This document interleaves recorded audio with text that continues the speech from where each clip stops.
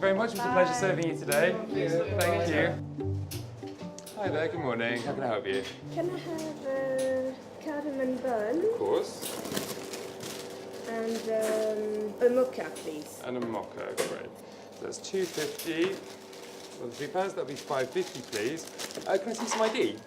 What's that? Passport, national ID card. No, we just need to confirm your nationality before we make a purchase. Why? It's for operational reasons. Okay, that's quite an unusual thing to ask, isn't it? Sorry about that. Thank you very much. I'm French. French, okay, sorry, that's going to be £7.50 then, please. So I'm afraid there are no panoramics for German customers. It's a management decision. The Irish rate is actually quite generous. I'm so sorry. See you another time. Sure to go. Hi there. Belgian, that's going to be £12 then, please. Because I'm Belgian. Yeah.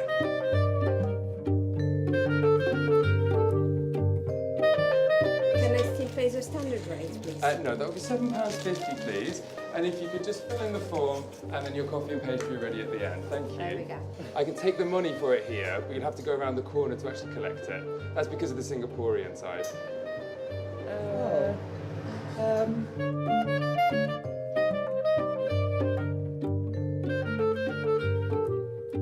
So that's just one loaf of bread. Yes. Thank you. Oh, I'm sorry, you're from Bulgaria? Yes. I'm so sorry, we can't actually sell loaves to Bulgarian citizens. Really? I've